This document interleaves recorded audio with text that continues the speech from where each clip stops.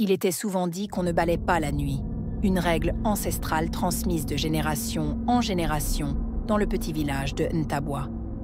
Personne ne savait vraiment pourquoi, mais tout le monde respectait cette interdiction comme une loi sacrée. Pourtant, comme dans chaque communauté, il y avait toujours quelqu'un pour défier les anciennes traditions. Cette histoire raconte ce qui est arrivé à Akua, une jeune femme qui ne croyait pas aux légendes et qui, une nuit, a décidé de balayer malgré les avertissements. Dans le village reculé de Ntabwa, au cœur d'une forêt dense et mystérieuse, les anciens transmettaient de nombreuses règles à respecter pour éviter d'attirer le malheur. Parmi celles-ci, une en particulier était répétée avec insistance. Ne jamais balayer la nuit. Cette interdiction semblait banale, presque ridicule pour les jeunes générations.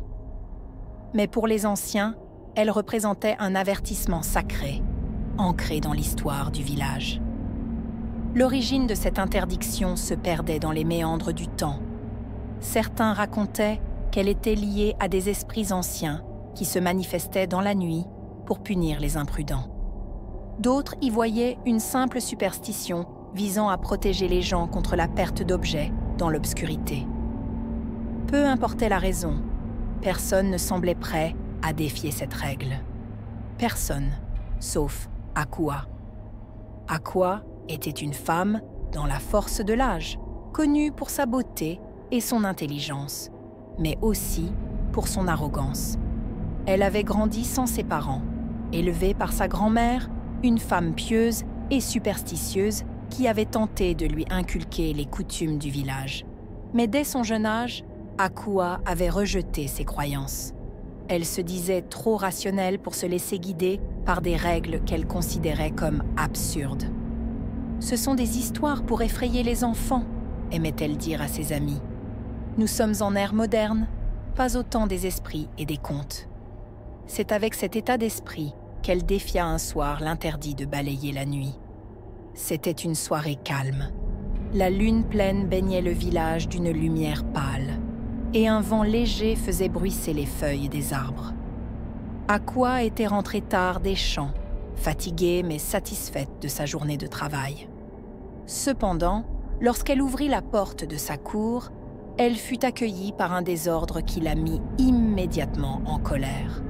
Le vent avait dispersé des feuilles mortes et de la poussière partout. Elle remarqua également des empreintes de pas boueuses qu'un voisin imprudent avait laissées. « Quel manque de respect !» grogna-t-elle. « Comment peut-on être aussi négligent ?» Elle se mit à ramasser quelques débris, mais plus elle avançait, plus elle sentait le besoin de nettoyer toute la cour. Le désordre lui était insupportable. Elle attrapa donc un balai en paille posé dans un coin et se mit à balayer. C'est à ce moment que sa voisine, Mahama Nyako, une femme âgée et respectée pour sa sagesse, passa devant chez elle. En voyant Akua balayer, elle s'arrêta net, les yeux écarquillés. « Akua, que fais-tu? Tu sais bien qu'on ne doit pas balayer la nuit. » Akua lui répondit avec un sourire moqueur. « Mahama, ce ne sont que des histoires. Je suis fatiguée de vivre dans le désordre à cause de ces vieilles superstitions. »« Tu ne comprends pas, » répliqua la vieille femme, sa voix tremblante. « La nuit, ce n'est pas toi qui balayes. Ce sont eux qui prennent le relais. Ne provoque pas leur colère. » Akua haussa les épaules et continua à balayer. Mahama Nyako, effrayée, fit demi-tour et disparut rapidement dans l'ombre, marmonnant des prières. Au début, tout semblait normal. Le bruit du balai frottant le sol rythmait le silence de la nuit. Mais peu à peu, une étrange atmosphère s'installa. Le vent, qui soufflait doucement quelques instants plus tôt, cessa complètement. Le village, habituellement animé par les sons nocturnes des grillons et des grenouilles, plongea dans un silence oppressant. Akua sentit un frisson lui parcourir l'échine. Elle tenta de se concentrer sur sa tâche, mais une sensation désagréable d'être observée commença à l'envahir. Elle jeta un regard autour d'elle. La cour, éclairée par la lune, semblait vide, mais dans les coins les plus sombres, elle crut apercevoir des formes mouvantes. Elle secoua la tête pour chasser ses pensées et murmura « Ce n'est rien ». ce n'est que mon imagination. » Mais alors qu'elle balaya un tas de feuilles, elle remarqua quelque chose d'étrange. Les feuilles, au lieu de rester là où elle les poussait, semblaient se disperser à nouveau, comme si une force invisible les repoussait. Elle fronça les sourcils et continua à balayer. Mais plus elle avançait, plus les choses devenaient bizarres. Les feuilles semblaient bouger toutes seules, et un léger murmure s'élevait dans l'air. Ce n'était pas un murmure humain. C'était un son grave, guttural, qui résonnait comme un écho lointain. Soudain, le balai qu'elle tenait s'arrêta. Elle tira dessus, mais il semblait coincé, comme s'il était retenu par quelque chose de lourd. Elle baissa les yeux et vit que l'ombre du balai s'était allongée, bien plus grande que ce qu'elle aurait dû être. L'ombre semblait vivante. Puis elle entendit un rire.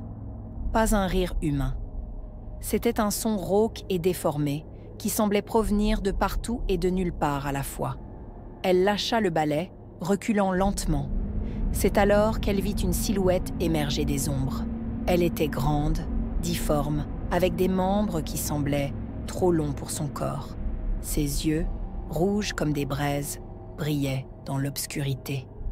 La créature s'avança lentement, chaque pas faisant trembler légèrement le sol. « Tu as osé balayer ma maison, Aqua ?»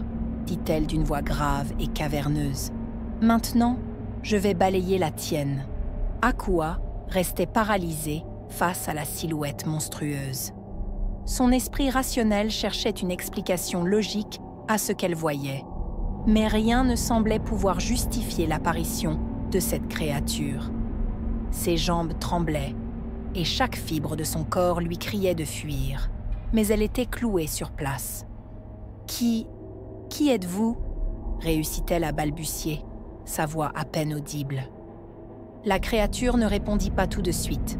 Elle se contenta d'avancer, son corps déformé se contorsionnant de manière impossible, comme si elle n'était pas limitée par les lois naturelles. Puis, elle s'arrêta à quelques mètres d'Aqua. « Je suis celle qui ramasse ce que les vivants laissent traîner », murmura-t-elle d'une voix rauque. « Quand tu as balayé, tu as ouvert une porte. Et moi, je suis entrée. » Aqua recula, trébuchant sur une pierre. Elle tomba lourdement sur le sol, mais avant qu'elle ne puisse se relever, le sol sous elle sembla se liquéfier. Des ombres noires et mouvantes s'élevaient autour d'elle, formant des formes indistinctes qui murmuraient dans une langue incompréhensible. Aqua hurla, un cri qui déchira le silence de la nuit. Ce cri alerta plusieurs villageois, dont Mahamaniako, qui regardait la scène de loin depuis l'entrebâillement de sa porte. Les anciens savaient que quelque chose d'irréparable venait de se produire. Les autres habitants, attirés par les hurlements, se rassemblèrent devant la cour d'Aqua, mais ils n'osèrent pas entrer. De l'extérieur, la maison semblait plongée dans une obscurité anormale, comme si la lumière de la lune avait été absorbée par quelque chose. Mahamaniako leva une main tremblante pour les avertir. « N'entrez pas, ce n'est plus un endroit pour les vivants. » À l'intérieur de la cour, Aqua se battait pour se relever, mais les ombres autour d'elle semblaient gagner en densité, s'enroulant autour de ses bras et de ses jambes. La créature la regardait, immobile, son visage tordu en un sourire grotesque. « Tu as balayé la nuit, et maintenant tu fais partie de ma collection, » dit-elle. Aqua sentit une force invisible la tirer vers le sol. Elle se débattit avec toute l'énergie qu'elle pouvait rassembler, mais ses efforts étaient vains. Elle cria encore, cette fois en appelant à l'aide. « Mama, aidez-moi » Mahamaniako, à l'extérieur, ferma les yeux et récita une prière, mais elle savait qu'il était déjà trop tard. Alors que les villageois restaient figés devant la maison d'Aqua, un ancien du village, Baako, prit la parole. Il était l'un des derniers à connaître l'origine véritable de l'interdiction de balayer la nuit. « Vous ne comprenez pas, dit-il. Ce n'est pas qu'une superstition.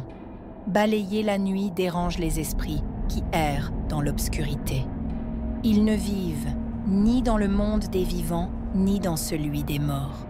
Quand vous balayez, vous ouvrez un passage, et ils s'invitent chez vous. Les villageois écoutèrent en silence, terrifiés.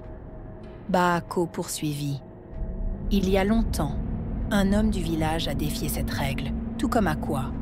Il pensait pouvoir balayer sa cour sans conséquence. Mais ce qu'il ne savait pas, c'est que les esprits qui l'avaient dérangé ne se contentaient pas de passer. Ils l'ont emporté, et avec lui, tout ce qu'il possédait. « Mais que pouvons-nous faire pour la sauver ?» demanda un jeune homme, visiblement paniqué. Bahako secoua la tête. Une fois la porte ouverte, il n'y a pas de retour. Les hurlements d'Aqua cessèrent subitement. La cour retrouva son calme, mais le silence qui s'ensuivit était encore plus terrifiant. Les villageois attendirent un moment avant que Bahako et quelques autres courageux n'entrent pour voir ce qu'il restait. La cour était déserte. Ni Aqua, ni son balai, ni même les tas de feuilles qu'elle avait balayées n'étaient visibles. Seul un cercle noirci marquait le sol, comme une brûlure étrange. Mahama Nyako se mit à pleurer doucement. « Elle ne reviendra pas », murmura-t-elle. Depuis cette nuit, personne à Ntabwa n'osa plus jamais balayer la nuit. Mais parfois, les villageois disent entendre un léger bruit de balai frottant le sol au cœur de la nuit. Ceux qui osent regarder par leurs fenêtres jurent voir une silhouette tordue, balayant inlassablement sous la lumière de la lune. Et vous, si l'envie de nettoyer vous prend un soir tard, oseriez-vous balayer la nuit ?